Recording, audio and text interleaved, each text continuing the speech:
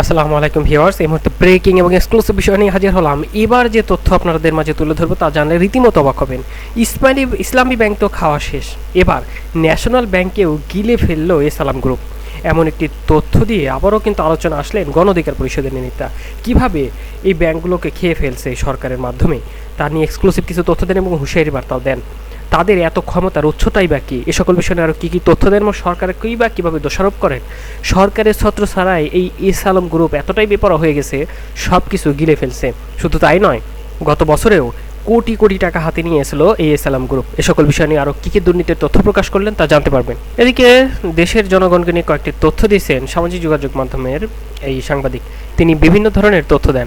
Barrister Sovan যে তার দলের বা তাল এই আওয়ামী লীগে থাকাকালীনও সে বিভিন্ন মন্ত্রীদের ব্যাপক দুর্নীতি তথ্য নিয়ে যে আলোচনা করেন, সেগুলো নিয়েও কিন্তু ব্যাপক তথ্য দিচ্ছেন এই সাংবাদিক। এবং তিনি আরও কয়েকটি তথ্য দেন এবং তিনি যে বলেন যে এগুলো শুধুই একটি স্ক্রিপ্ট নাট্য। আরও কী কী বিষয় নিয়ে অভিযোগ তোলেন তা জানবেন ভিডিওর শেষ অংশে। চলুন দেখে নিই তার কাছ থেকে একটু কথা শুনে নিই, ব্যারিস্টার সুমনের কাছ থেকেই, বা ব্যারিস্টার সুমন সম্পর্কে কী তথ্য দিচ্ছেন, এরপর আমরা মূল বিষয়ে যাব। কারণ ওদের কথা বলার ক্ষমতা আছে, ওরা কথা বলে না। ওদের কথা বলার ক্ষমতা আছে। আজকে যদি ব্যারিস্টার সুমন তার মেয়েকে বাংলাদেশের একটা স্কুলে ভর্তি করে স্কুলের অনিয়ম নিয়ে কথা বলতো, তাহলে এই সলভটা হইতো। আজকে ব্যারিস্টার সুমন যদি অসুস্থ হয়ে বাংলাদেশের একটা হসপিটালে ভর্তি হইতো, হসপিটালে অনিয়ম নিয়ে কথা বলতো, ওই জায়গাতে প্রবলেমটা সলভ হইতো। নো, ব্যারিস্টার সুমন অসুস্থ হইলে সিঙ্গাপুরে যায়, আমেরিকাতে যায়, তো বাংলাদেশের চিকিৎসা ব্যবস্থা নিয়ে কীভাবে কথা বলবে? সে তো এটা ব্যবহারই করলো না। তার জ্বর হলে সে সিঙ্গাপুরে চলে যায়। ওবায়দুল কাদের সাহেব তার জ্বর হলে সিঙ্গাপুরে চলে যায়। বিএনপির নেতাকর্মীদের বলি যে আমরা আসলেই, আমি একজন সচেতন নাগরিক হিসাবে বলতেছি, বিএনপির নেতাকর্মীগুলাও কেউ কারো না ভাই, এই দেশকে নিয়ে কেউ ভাবে নাই। টু বি অনেস্ট, সবাই গণতন্ত্র নিয়ে ভাবতেছি, গণতন্ত্র ফিরে আসলে আবার আমরা সেম চুরিটাই করব, কারণ আমাদের রক্তে তো চুরি। কিন্তু এই চুরির থেকে বের হইতে হইলে আমাদের এই জেনারেশনকে সামনে আসতে হবে। দেখেন, আমি বারবার করে একটা কথাই বলছি যে দেশটা স্বাধীন করেছিলেন আমার দাদাদের জেনারেশন, আর দেশটাকে ধ্বংস করছে, দেশের সব থেকে বড় ক্ষতি করছে আমার বাবাদের জেনারেশন, যারা এখন দেশ পরিচালনা করতেছে। দিয়ে বড় বড় কথা বলে, আমার লজ্জা লাগে, টু বি অনেস্ট। তুমি মিয়ার নীতি বাক্য ঝাড়ো, তুমি নীতি কথা বলো, তুমি ভালো কাজ করো, আমি তোমার সাথে আছি। তুমি একটা অনিয়মকে সাপোর্ট করে, তুমি একটা ক্ষমতাতে এসে তুমি একটা অবস্থান করে তুমি নীতি বাক্য ছাড়লে তো হবে না। তোমার তো অবস্থানটাই অনিয়ম ভাবে, তুমি তো সঠিক হয়তো আসো নাই। তোমাকে আমি স্যালুট দিতাম তুমি যদি বাংলাদেশের জনগণের ভোটাধিকার নিয়ে কথা বলতাম, যেটা বাংলাদেশের জনগণের সব থেকে বড় চ্যালেঞ্জ। হ্যাঁ, বাংলাদেশের জনগণ 3 বেলা খাইতে পারে, বাংলাদেশের জনগণ সব কিছুই করতেছে, কিন্তু বাংলাদেশের জনগণের ভোটাধিকার নাই। তুমি যদি সচেতন নাগরিক হয়ে থাকো, তুমি দেশকে ভালোবেসে থাকো, দেশের জনগণকে ভালোবেসে থাকো, তাহলে সর্বপ্রথম এই কাজটাই করতে হবে। সর্বপ্রথম এই কাজটাই করতে হবে, জনগণ কি চায় সেটা বুঝতে হবে, এটা আগে জানতে হবে। ব্যারিস্টার সুমন সাহেব, আমি আপনাকে বলতেছি, আমি জানি আমার ভিডিওটা আপনার পর্যন্ত পৌঁছাবে না, তারপর আমি বলি, শেয়ার করেন। আপনাকে বলতেছি, আপনি যদি দেশের অনিয়ম নিয়ে কথা বলেন, আপনি যদি দেশকে ভালো কিছু দিতে চান, আগে দেশের সব থেকে বড় যে সমস্যাটা সেটা সমাধান করতে হবে। দেশের বড় যে সমস্যাটা সেটা সমাধান করতে হবে। আমি বলি, গতকালকে যে কথাটা বলতেছিলাম, ভাইয়া যে কথাটা বলতেছিল যে দেশ ছাড়বে, আমি ভালো স্টুডেন্ট ছিলাম, আমার যারা ফ্রেন্ড সার্কেল আছে ওরা জানে আমি সায়েন্সে পড়ালেখা করছি, আমার জিপিও ভালো ছিল, কিন্তু আমি কখনো চাই নাই যে আমি পড়ালেখা করি, কিন্তু 15 লক্ষ টাকা লাগে। আর আপনি পড়ালেখা করলেন, আপনার সরকারি চাকরি না হলে বাংলাদেশের মানুষ আপনাকে দাম দেয় না, আপনাকে গুনেও না। এই চিন্তা করে আমি পড়ালেখা ছাড়ছি। চলুন এ পর্যায়ে আমরা দেখিনি কিভাবে এবার ব্যাংক খাতকে ধ্বংস করে দেওয়া হচ্ছে। ইসলামী ব্যাংক খাওয়ার পর এবার ন্যাশনাল ব্যাংককে গিলে ফেললো এসালাম গ্রুপ।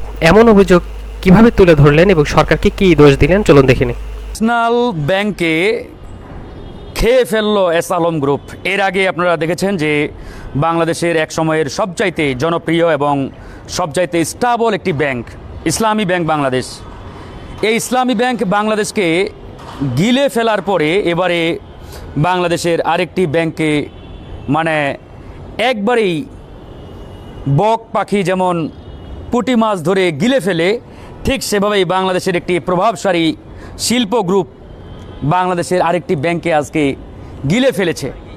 সেটি ইতিমধ্যে আপনারা গণমাধ্যমে দেখেছেন যে বাংলাদেশের ন্যাশনাল ব্যাংক অফ বাংলাদেশ, এই ব্যাংকটির যে পরিচালনা পর্ষদ ছিল সেটিকে ভেঙে দিয়ে আজকে সেখানে নতুন পরিচালনা পর্ষদ গঠন করা হয়েছে এবং এই ব্যাংকটির দায়িত্বে এখন বাংলাদেশের প্রভাবশালী একটি শিল্প গ্রুপ, যেটাকে আপনারা সবাই মাফিয়া শিল্প গোষ্ঠী হিসাবে চিনেন এবং জানেন, সেই শিল্প গ্রুপটির হাতে আজকে চলে গেল। তো সেই শিল্প গ্রুপটি কে বা কারা এটা আসলে বলার অপেক্ষা রাখে না, সবাই চিনেন তাকে। এ আসলে কোনো শিল্প গ্রুপ হিসাবে চিন্তা করি না, এরা পুরো দস্তুর একটি মাফিয়া শিল্প গোষ্ঠী। আজকে বাংলাদেশের ব্যাংকিং সেক্টর বলেন বা আমাদের যে বাণিজ্যিক যে খাতগুলো রয়েছে তার সিংহভাগ এই এস আলম গ্রুপের দখলে, এবং এদের এত পাওয়ার ক্ষমতা, এদেরকে ধরার মতো বাংলাদেশে ক্ষমতাধর ব্যক্তি আছে বলে আমাদের মনে হয় না। এখন অনেকেই বলতে পারেন এরা কি সরকারের চাইতেও বেশি প্রভাবশালী? আমি বলবো হ্যাঁ, এরা সরকারের চাইতেও অনেক অনেক বেশি প্রভাবশালী, কারণ এরা একটা সরকারকে ক্ষমতায় বসায় অথবা ক্ষমতা থেকে নামানোর মতো ক্ষমতা এরা রাখে। আমি যদি একটু নিউজটি আপনাদের দেখাই তাহলে আপনারা পরিষ্কার হয়ে যাবে।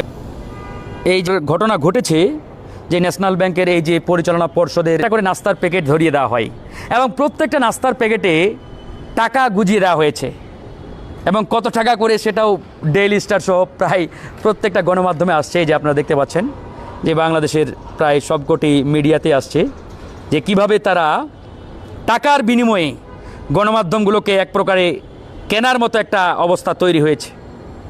এই হচ্ছে আজকে বাংলাদেশের বর্তমান যে ব্যাংক, সেই ইসলামী ব্যাংকে ধ্বংস করে দেওয়া হয়েছে এবং আজকে এতটাই ভয়াবহ অবস্থা যে তারা তারল্য সংকটে ভুগছে।